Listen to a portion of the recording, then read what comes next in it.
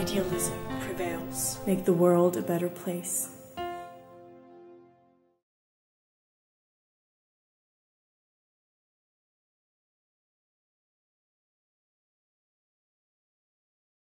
Good morning, Professor Mangott. Thank you very much for your time and willingness to participate in this interview. Good morning, Mr. Penkin. Thanks for your cooperation. Today is the big day for the United States as the new president is taking the office. But on the other side of the planet, a few days ago, an opposition leader returned home and was detained as soon as he crossed the border.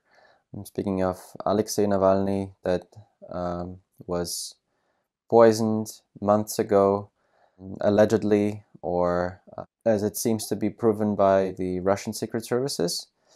But before talking about this particular case, I would like to know your opinion of him. Do you think he's a real politician? In my personal opinion, I hold him as a very strong opposition figure, though a figure that doesn't have a certain program. I think he's, first of all, an investigative reporter, and he's very good in doing so.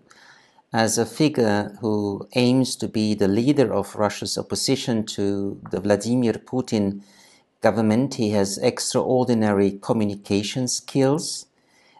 He has extraordinary mobilization skills. He has proven that for a couple of times already. He does have a very vague political platform, I have to say, and it's quite populist when we think about the program he presented to his followers when he aimed to run in the presidential elections of Russia in March 2018. I don't think that he has good political skills, so that's why I do not believe that Navalny would be, say, a good president, a successor to Vladimir Putin, which is unrealistic anyways, but let's just speculate about that. He doesn't have very good political skills. He's also not good in unifying the various factions of Russia's opposition. You know, it's not monolithic. There are a lot of cleavages and enmities and rivalries between what we call the liberal opposition. As to the political ideas that lead him, I'd say we must not forget that he has a very strong right-wing nationalist past, with all the videos he made for the movement Narod in the years between 2007 and 2010. Some people say, well, that is already a while ago and it's no longer relevant for Mr. Navalny. But I just want to stress that in an interview with The Guardian in 2017, asked about this nationalist period of his political life, he said he still thinks that he said the right thing and he still thinks that what he says is correct. So he never apologized for that. He never asked for forgiveness for what he said. There was no real distancing from that part of his life. And I think this nationalist sentiment is still something which belongs to Navalny's political personality.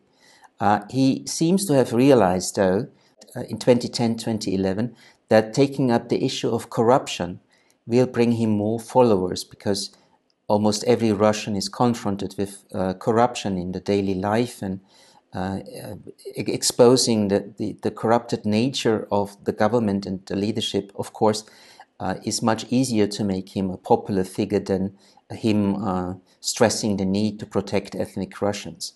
And in the economic field, as I said, it's very populist. He wants to raise the real wages very, very strongly. He thinks about various forms of ownership of companies, not just private but state as well. He asks for higher pensions and the like. So that's a typically populist platform for an opposition politician.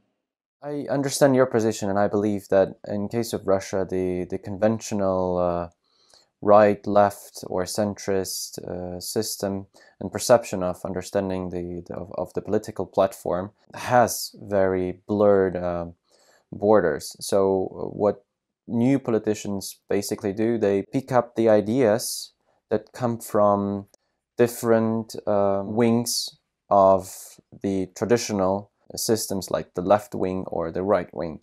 I assume, and as far as we could hear it from Navalny's himself or from his team, they think of themselves as of progressive politicians who do not have to follow a certain wing rule.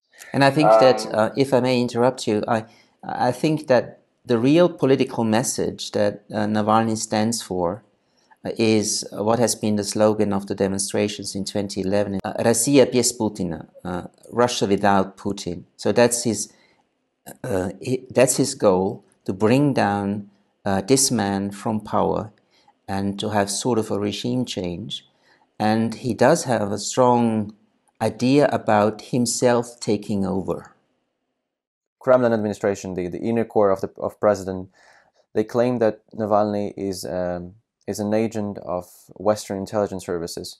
What do you think of this? First of all, I have to say, if Vladimir Putin and his inner core are attacking him of being a CIA agent or an agent of the German BND, then this is to discredit him with the wider public. So we must not forget about the idea behind it on part of the authorities.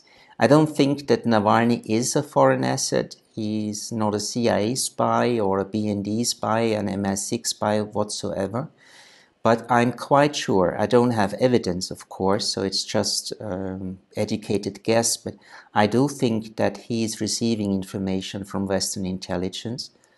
The video that he has published yesterday about the corruption of Vladimir Putin and his big palace at the Black Sea contains information about his time in East Berlin, in Dresden, the friends he made there, Chemisov, Tokaryov, Shamalov, and the like. And I think this is information he most likely has received from the BND, from the German spy agency, while he had been in Germany for the past 5 months. So I think he's fed by security agencies from abroad, but I don't think that he's a spy. It's just that Navalny's goals and the goals of certain Western governments, say the British, the US, is to bring down Vladimir Putin, to bring him from power. And this shared goal, of course, makes them collaborators to a certain extent. But then I have to repeat, it's just educated guess. I don't have any evidence. And the striking thing, of course, is that the Russian leadership is accusing Navalny of being an asset of the CIA, but they have not published any evidence about it. And one would think if they had evidence about such a collusion, they would publish it as soon as possible to discredit Navalny with the Russian population, at least a majority of the Russian population. So why have they not done so?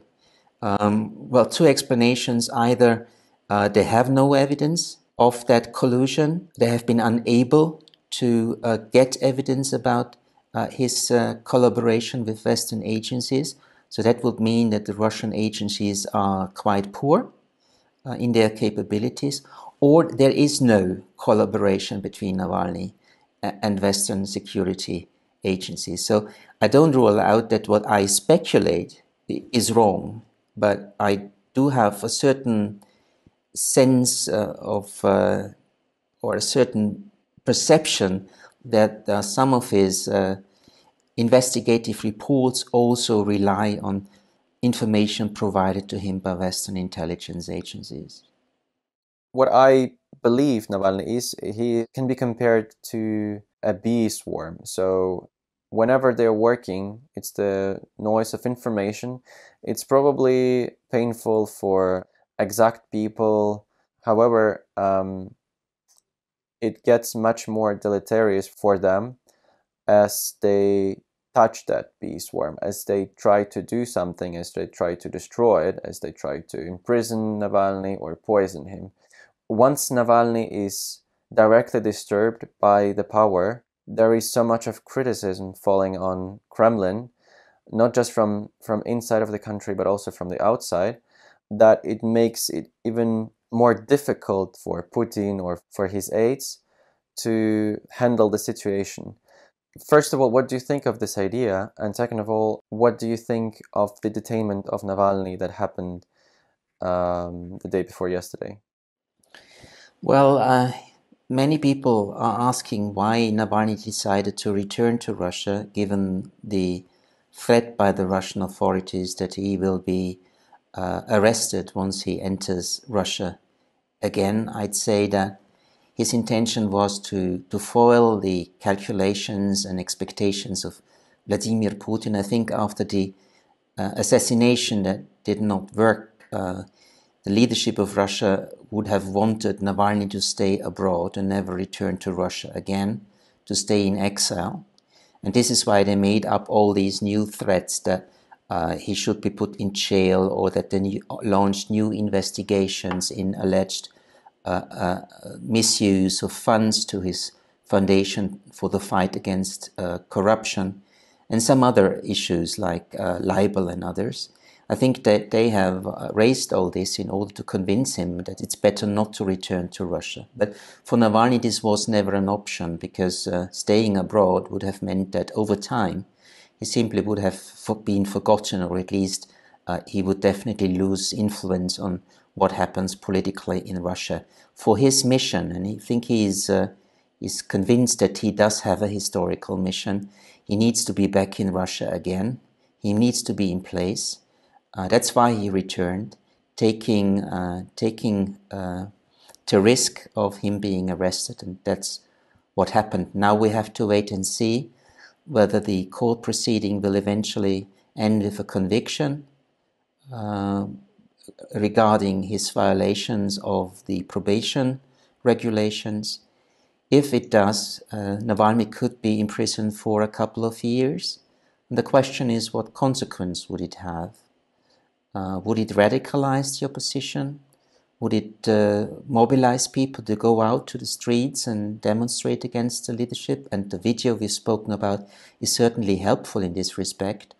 Or will he be jailed in solitary confinement and actually cordoned off from the outside in order to weaken his influence on daily Russian politics and in order to bring down the star of Navalny a little bit? I think it's still open. It, to a certain extent, certainly depends on whether we will have large protests in Russia. The larger they will be, the more unlikely it is that Navalny will be imprisoned for a very long time. However, with the release of the video yesterday about Putin and his cronies, he has certainly raised the probability that he will be jailed for a long time, because what he did yesterday was using the nuclear option. That's the most destructive thing he can do in the Russian political system, directly attack the leader. And that's what he did. And actually there's no more, there's nothing more that he could do than that. And he has decided to do it. I don't think it will help him a lot.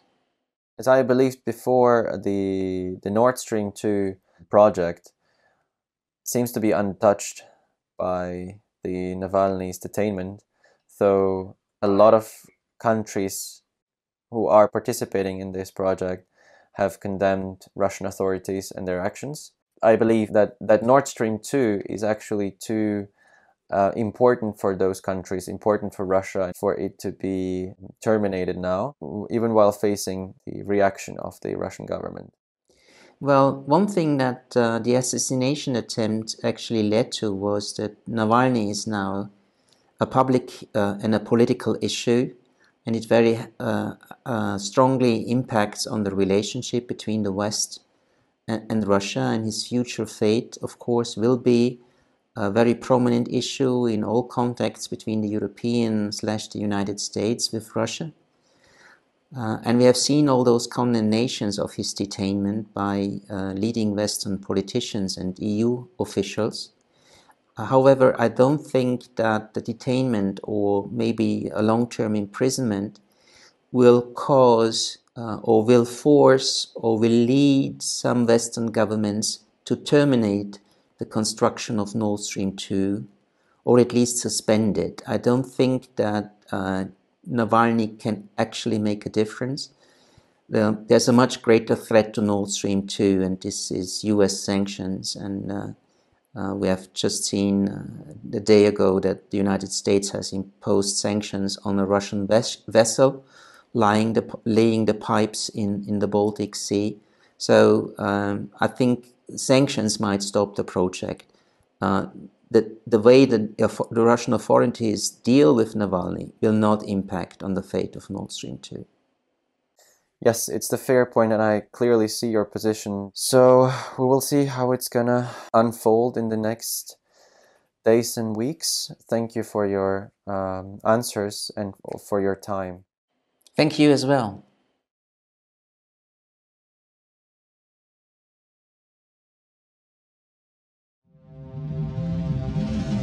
Idealism prevails. Make the world a better place.